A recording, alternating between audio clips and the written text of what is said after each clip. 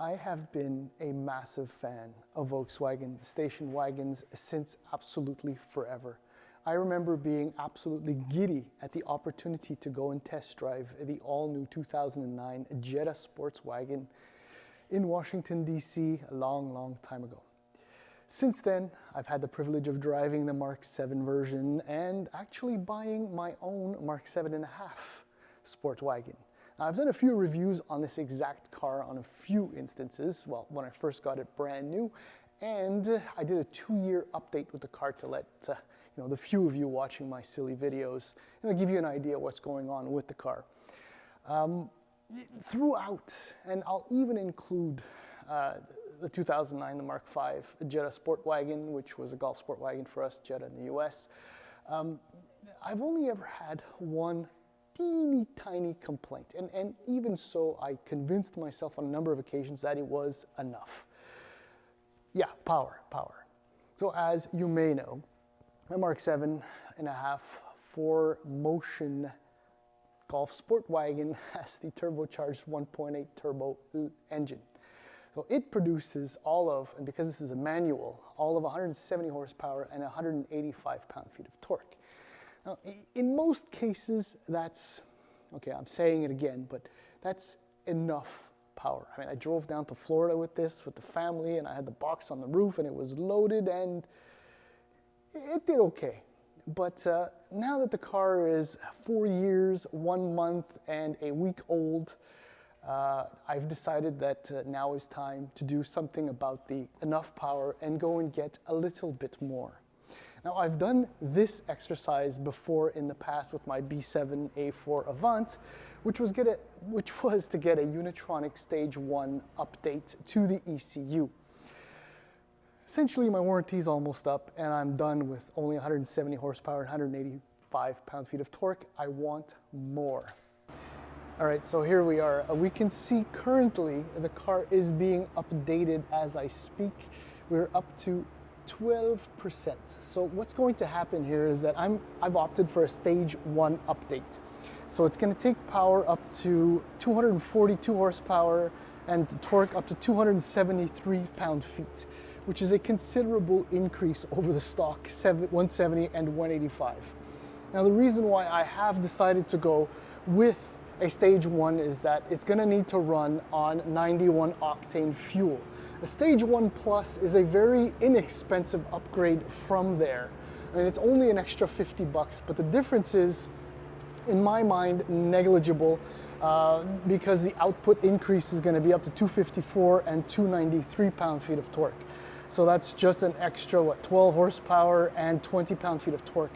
But the the catch, is that I'm going to have to run on 93 or more octane fuel instead of 91. So that's a little bit of a bug. 91 can be found very easily. 94 is a little bit more difficult, especially in Quebec, because we don't really get 93. So we're up to 15%. So once this is done, I am going to take this for a spin, and I can't wait to see the difference. And feel, of course. I've only put a few dozen kilometers on the Golf since I got the update, and I'm having a hard time going back home right now because I am enjoying this so much. I know I just said it, but 170 horsepower, 185 pound-feet of torque with the manual, 199 torque, I think, with the DSG. So the stage 1, not the stage 1 plus, but the stage 1 update, brings power up to 242 horsepower and 273 pound-feet of torque. Now, my immediate impressions are A, wow, B, smooth, linear power delivery, as though it was tuned at the factory. In other words, tuned for efficiency, tuned for reliability, and all of the above. The difference is that there's a lot more power to be delivered. It's just on mild throttle application, like as I would normally previously, the car feels like it just has so much more to give. What's nuts is that when I used to get on the throttle, you know, to get up, say, well, to get up the bridge or whatever, I had to roll into it, give it some more, give it some more. Now, so far, and only a few dozen kilometers, like I said, I'm finding that I'm backing off slightly because of how the car is pulling. Now, obviously, I'm going to get used to all that in no time.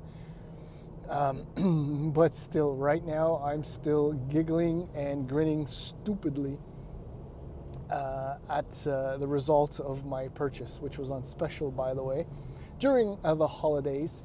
One point I really need to bring up, this extra performance, this extra jazz, is happening on 87 octane fuel.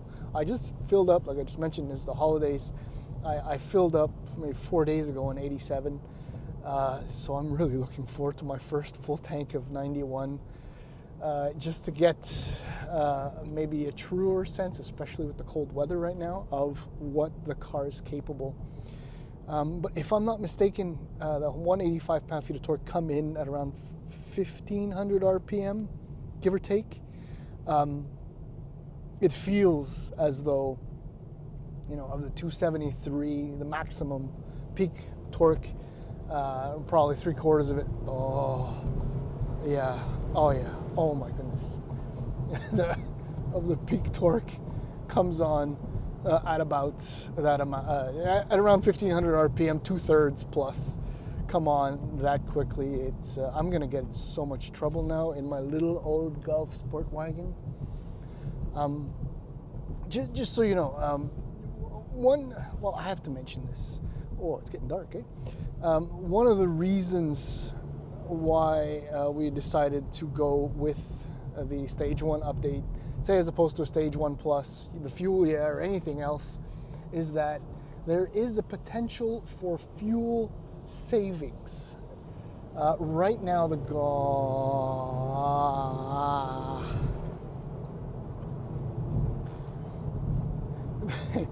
fuel savings, I mean, the fuel consumption of this, God, geez. It's consuming a lot of fuel. I mean, right now we're averaging about 10 liters per 100 kilometers, which is worse, considerably worse than maybe 2 years ago. Well, considerably, 9.5 to 10 now, which we weren't expecting, but apparently on long highway commutes, fuel consumption could potentially improve by about 10%. My goodness, the car feels just so much more alive and livelier.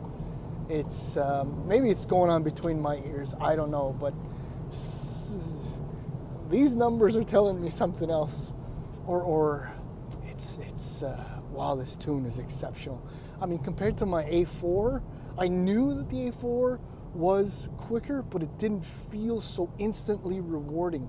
And again, this is 87 octane. It is very cold, so I don't know if it'll be such a big difference, but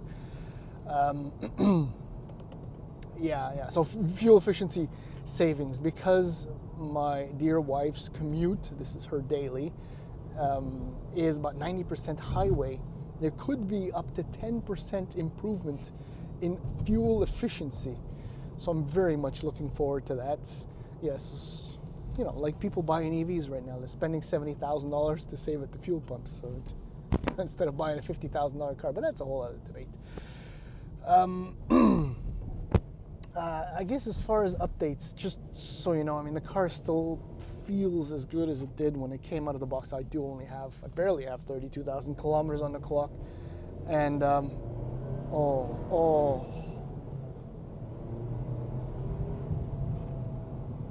I've never been pushed back in my seat in my Golf, ever. And for the last little while, this is a new sensation for me. But yeah, steering, brakes feel still good. I mean, steering is light, but it's wonderful still.